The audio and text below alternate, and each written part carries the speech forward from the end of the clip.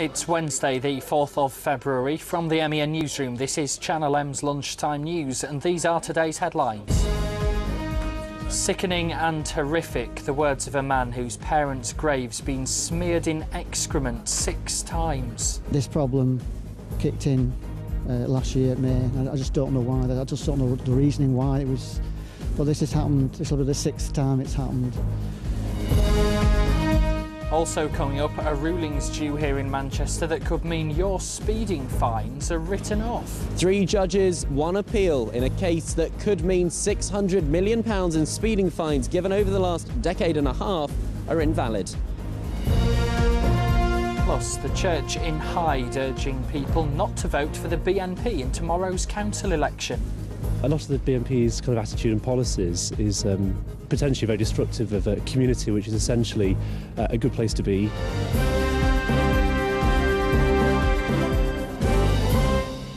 Good afternoon. First, he fought for his country during World War II, but now the grave where Percy Strafford's buried in Wigan, along with his wife, has been repeatedly desecrated. His devastated son is desperate to know why. Kevin Duffy's been to meet him. The grave of Percy and Emily Strafford has been desecrated yet again. The headstone caked in a mixture of excrement and glue. Their son, John, has spent hundreds of pounds on cleaning. Mum passed away at Christmas 2006, and this problem kicked in last year, May. I just don't know why. I just don't know the reasoning why it was. But this has happened. This will be the 6th time it's happened. How does all this make you feel? Depressed. It's just beyond human comprehension. I just can't understand the logic, the mentality of anyone doing anything like this at all. The fact that the grave of John Strafford's parents has been desecrated in this way is awful enough.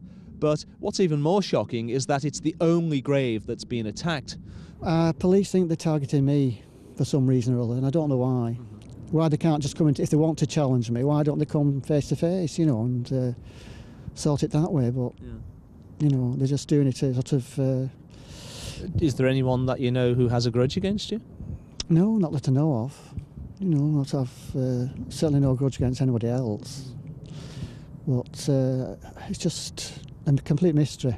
Wigan police say the most recent attack on the Strafford family grave happened between January the 17th and 24th. They want anybody with information to contact them on 0161 856 7183 or Crime Stoppers on 0800 555 111. Kevin Duffy for Channel M News. More than 220 jobs are to be created here in Greater Manchester under plans by Umbro to expand its UK operations.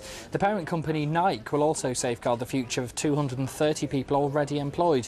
The firm's headquarters at Cheadle Royal in Stockport could be doubled in size as part of it. House of Fraser says it will continue trading despite the firm that owns them being on the brink of collapsing. The store's owned by the Icelandic-based chain Bauga, which also owns stakes in Goldsmiths, Hamleys and French Connection. Its bosses are currently seeking protection for their creditors in rules similar to American bankruptcy procedures. That gives 3 weeks to sort out their affairs. A ruling is due this afternoon that could mean millions of pounds of speed camera fines getting repaid. It centres on whether those introduced since 1992 meet specific legal requirements. Ben Bland's got more details on this from Manchester Crown Court. On the face of it, this is simply one man fighting his speeding conviction, but the reality is this is a case with potentially far-reaching implications. 3 judges are in Manchester Crown Court this morning deciding whether to allow an appeal by Aitken Brotherston, a retired businessman from Cheshire. He was clocked doing 52 miles per hour in a 40 zone on Princess Parkway. He's arguing 2 points. Firstly, that he was within the limit and the camera was faulty. Secondly, and this is the really significant point, that all speed cameras introduced since 1992 are unlawful because they weren't properly approved by Parliament. That's an argument that has been heard in magistrates' courts before, but it's the first time it's gone to the Crown Court. If the judges accept the appeal, it means that some 10 million speeding prosecutions since 1992 could be thrown into doubt. And that means around £600 million in speeding fines and the associated penalty points could be invalid. And that could trigger a lot of compensation claims that would keep the courts very busy indeed. Rising burglary levels are being discussed at a special summit between the Home Secretary, police, insurance firms and DIY stores. They're looking at what can be done to cut the number of homes being broken into. Figures out last month showed a 14% increase here in Greater Manchester. One of the things being talked through is whether the recession could be partly to blame. Greater Manchester has been named the worst place outside of London for antisocial behaviour. More than 250,000 cases of things like aggression and intimidation were reported last year. The Tories say more needs doing to crack down on it. A man's been arrested by police investigating claims a Manchester City player has been blackmailed. The footballer is alleged to have been asked to pay thousands of pounds to get his iPod back after it was found in a shop changing room. A 29-year-old who's been questioned has now been released on bail. A mother and her daughter are waiting to be sentenced for causing unnecessary suffering to 48 cats. Joan and Anne Adams have already admitted mistreating the animals, found in conditions described as horrendous at their home in Clayton that was strewn with filth. This report contains pictures some of you may find upsetting. 2 dead kittens rotting in a kitchen cupboard next to bowls, mugs and food inside a House of Horrors in Clayton. Piles of excrement and dirt covering almost every floor, surface and wall. These were the scenes that left RSPCA officers in shock when police called them to the small terrace in Midlothian Street last March. They found 48 cats struggling to survive in unimaginable conditions made worse by a flood caused by a burst pipe. One of the animals had a tumour in its mouth and a respiratory infection and had to be put down immediately. 4 others have since been put to sleep. The others were in a poor condition and could have met the same fate. Joan Adams, who's 67, pleaded guilty to 2 counts of causing unnecessary suffering to animals when she appeared before Manchester magistrates. She and her daughter Anne, also guilty of similar offences, are due to be sentenced later. 2 puppies have been rescued after a member of the public spotted a gang of children in Rochdale trying to roast them over a bonfire. Some of the youngsters torturing the animals were as young as 10. They were also seen kicking them on the bank of a canal in the Newbold area. She picked up the dogs and they're now being looked after by the RSPCA. We'll hear from the animal shelter where they are in our early evening news from 5 tonight. Workers protesting against the use of foreign labour at an oil refinery in Lincolnshire have rejected a new deal. Talks have been going on between unions and the owner of the plant, with reports that half of the disputed 200 jobs currently taken by continental workers will be offered to staff here. It means their demonstration, which sparked walkouts elsewhere, goes on. Camelot Theme Park has gone into receivership. 29 jobs will go immediately as talks go on to discuss the site's future. In total, more than 100 are employed there. Visitor numbers have been in decline. A ceremony is taking place to mark a new memorial being installed to remember the 12 people killed in the M62 bus bombing exactly 35 years ago. The coach was ripped apart by an IRA attack. Craig Archer's got the story. Maureen Norton's brother was one of those who lost their lives in an act of terrorism that's thought to have been carried out by the IRA. Corporal TERENCE GRIFFIN was among 12 people killed when the coach they were travelling on from Manchester exploded on the motorway near Bradford 25 years ago today. Until now, the memorial plaque to the victims has been situated inside the HARTSHEAD MOOR service station, which was used as a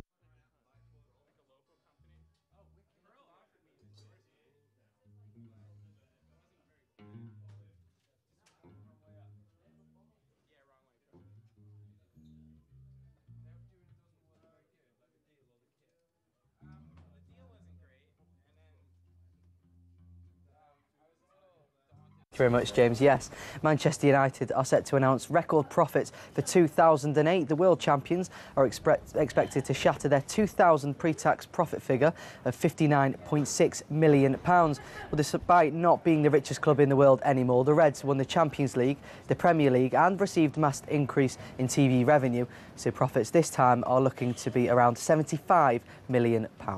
Well, on to the results in last night's football. Only 2 games survived the snow. In League One, Stockport lost 1-0 at home to MK Dons. Former county player Aaron Wilbraham scored in the first half.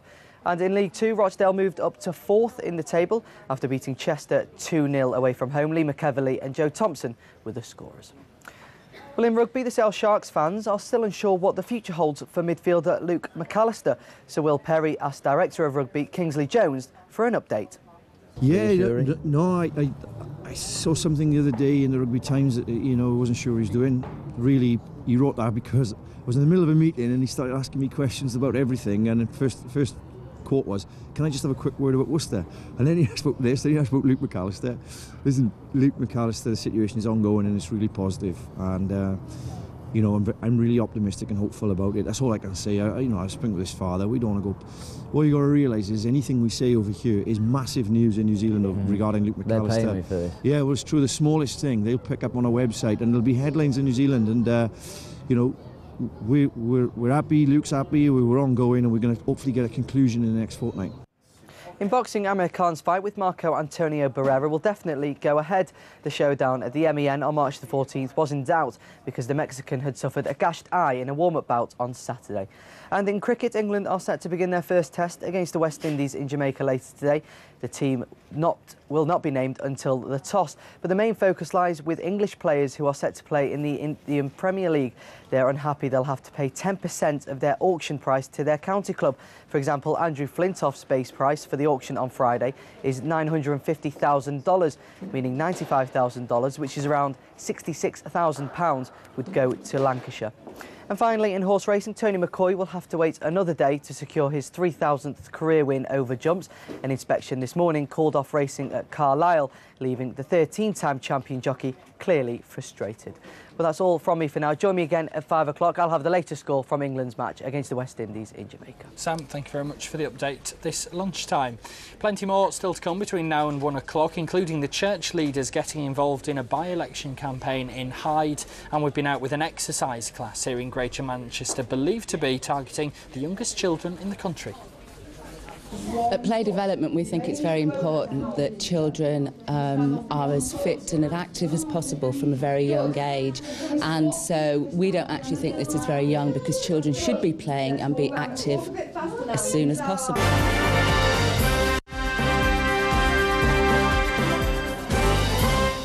Welcome back. This is Wednesday's Lunchtime News. Don't forget our website, channelm.co.uk, always has all our latest headlines and reports. Log on there now to see the widow carrying on her dead husband's legal fight with one of the big high street banks that he says harassed them, and a look at whether Manchester's Chinatown needs more support to help it through the recession. All that and more at channelm.co.uk.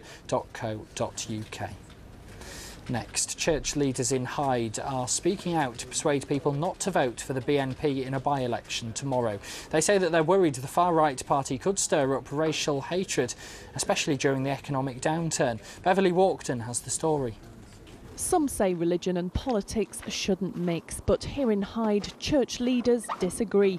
They've joined forces to write a statement urging the public not to vote BNP in tomorrow's Hyde Newton by-election. I think a lot of the BNP's kind of attitude and policies is potentially very destructive of a community which is essentially a good place to be, supportive and friendly, and where people look after each other very well regardless of ethnicity or race or background, and that's something we don't want to lose. The by-election has come about following the death of Labour councillor Margaret Oldham last month, who represented the ward for 13 years. The BNP are pinning their hopes on Rosalind Gauci. The BNP really do feel like they're in with a fighting chance to win the seat here in Newton. And that's not surprising, because in last May's election they managed to steal second place. We've had a good response. We're in there with a chance. There could well be the first BNP councillor in Greater Manchester on Thursday night. Locally, I've had a number of irate phone calls from members of the public and texts expressing their disgust of the clergy and saying that they're intending to vote for us, largely because they resent being sermonised and lectured to by unelected people. But the church feel it's their duty to get involved. I just don't think you can separate politics from life in that sense, and as Christians and as church leaders we're committed to the community, we're involved here, and I think we have the right to express our opinions about what the community should be like and is like already. If the BNP do manage to swing the vote on Thursday, it'll mark the first BNP councillor in Greater Manchester. But if church leaders have their way, they won't stand a fighting chance. Beverly Walkden for Channel M News. Thanks, Bev. Well, that election is taking place tomorrow. This is a full list of all the candidates standing in Newton Hyde, as well as the BNP. The others are the Lib Dems' Peter Ball Foster, Labour's Philip Fitzpatrick, Angela McManus for the UK Independence Party, Nigel Rolland for the Green Party and John Welsh for the Conservatives. Next, a happy ending to a story we first brought to you yesterday. An airline passenger who was brought back from the dead on board a flight back to Manchester Airport was starting a search for the male nurse who helped save his life. Well, Darren Smith has now been reunited with one of the fellow passengers who helped him when he stopped breathing and had no pulse at 30,000 feet. This is the first time that Ed Torres has met the man whose life he saved at 30,000 feet. The last time he saw Darren Smith, Mr. Torres had literally brought him back from death. And now Darren's saying thank you. It's difficult to put in words what I feel. It's like, what do you say to the person that's effectively saved your life? It's thank you just doesn't seem enough. But I'm sure there'll be certain ways that we can sort something out over the next, hopefully, years, because I think we may be lifelong friends. I feel happy and excited to the point where I see Darren in different ways. See Darren without Darren and see Darren with life and you know, with smile on his face and things. So I'm really quite happy. It was New Year's Eve and Mr. Smith had been on a return flight from a holiday in Mexico with his girlfriend when he slumped over in his seat and his breathing and heart stopped. He was technically dead until Mr. Torres and another nurse came to his aid and restarted his heart whilst other passengers looked on in horror. He put the cannula in, the drip and everything for the patient. He brought the oxygen and he really did well. I was really proud of him. Darren's plane diverted to the Azores Islands in the Atlantic where he was hospitalised. His heart actually stopped another 2 times before he began his recovery. But it was that first emergency that was perhaps the most crucial. And Ed's actions under pressure and in less than ideal circumstances made all the difference. I just said to myself, well, if I've done something wrong, and that's it, I just do all the best I can. Although he's already been in touch with the other medic who helped him, it's taken Darren a month to track down Ed. He coincidentally lives close by and works locally at Stepping Hill Hospital in Stockport. Tests have revealed that Darren's ordeal was caused by a hidden heart defect. He's since been fitted with a device that will help him regulate his condition, but feels that luck was on his side the first time that he died. I think somebody was looking over me on that particular day, and I think Ed was there, and like I say, he was part of that plan to keep me here. Raymond Blanc has closed down his Manchester restaurant. Brasserie Blanc served its final customers yesterday and told diners the current financial situation was the reason. The celebrity chef says it wasn't helped by his poor choice of location, tucked away in a back street off Chapel Walks, but also says the council's rents are too high.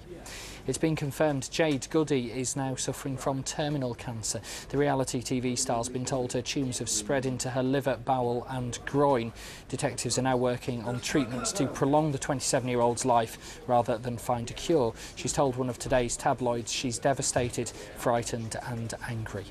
Now, remember the story we first told you about last week, where toddlers in Stockport have become the youngest in the country to go to exercise classes? Well, we've been to visit the centre where it's happening to see how it's aiming to cut obesity levels.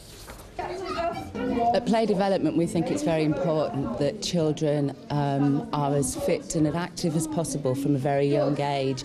And so we don't actually think this is very young, because children should be playing and be active as soon as possible.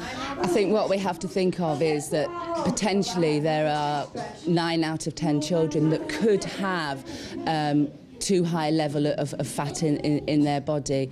What we're aiming to do, as I said before, is to actually get children physically fit, physically active, so they don't actually get to that stage. For the exercise for the kids, they love it. And obviously in the movement, so it's really good for them. Somewhere nice to get inside and do a bit of music and movement. There's been criticism of head teachers for shutting schools too easily because of this week's bad weather. Some remain shut for a 3rd day in the worst affected parts of the country, but in some places decisions to keep the doors locked were taken so early the weather had cleared up by early morning. Nina Warhurst has been finding out whether closing is a necessary safety measure or an excuse just for a fun day off. Making the most of the beautiful weather. Children in Lydgate's Oldham spending a day off school they'll probably remember forever. And just when we're in danger of enjoying ourselves, somebody comes and sticks the snow boot in. Well, this time it's the Parents Out Loud campaign group. They say that allowing children to stay at home just because it's snowing encourages the attitude that when things get tough, it's okay to just stay at home and have fun, and that encourages bad behaviour. As if. The biggest regional culprit is Oldham, where we understand around 40 of Greater Manchester's 60 closed schools are. At some schools like Failsworth Sports College, the snow doesn't appear to be too restrictive, so do parents think the snow's being used as an excuse for an extra day off school? Not at all. I think the health and safety aspect with public transport not being able to get through and issues like that, I think is paramount in these circumstances. How often do we get this? You know, once or twice a year, the odd day off, just for having a bit of fun. But it does cause problems if most parents are working for children to be off, finding childcare. I think with it being snowing, we don't get it that often. You know, you're better off having the kids off, aren't you? I think it's a good excuse for a family day out. Oh, definitely, yeah. A couple of days in this lovely fresh weather, I don't think does them any harm. But you couldn't have got out of the house anyway. No, not without digging ourselves out anyway. A representative from Oldham Teachers Union said that when there's a danger to staff and pupils, schools should and will close. They also said that heads had to make a quick decision and consider that many children travel dozens of miles to schools in the area. Oldham NUT said Oldham's bound to suffer more closures because it's more geographically exposed. And besides, they said taking some time away from work every now and again to enjoy yourself never did anyone any harm. Nina Warhurst, Channel M News. Well, let's find out whether there's any more snow on the horizon. Looking ahead at the rest of the week for us, here's Michelle Eagleton.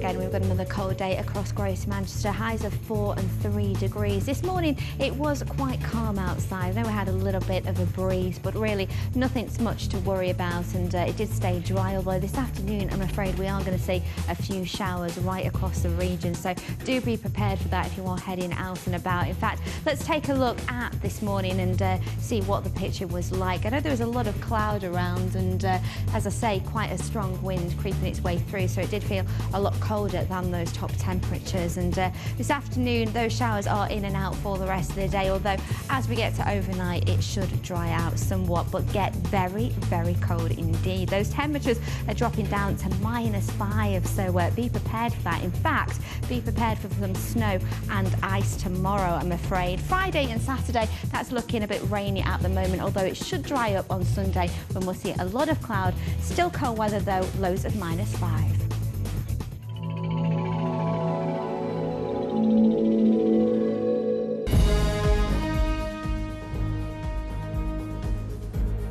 You're watching Channel M's Lunchtime News. Let's recap the main headlines for you. The son of an RAF sergeant who fought in World War II says he's desperate to find out who's been repeatedly desecrating his dad's grave. Excrement and glue has been spread on the headstone in Wigan 6 times in the last year.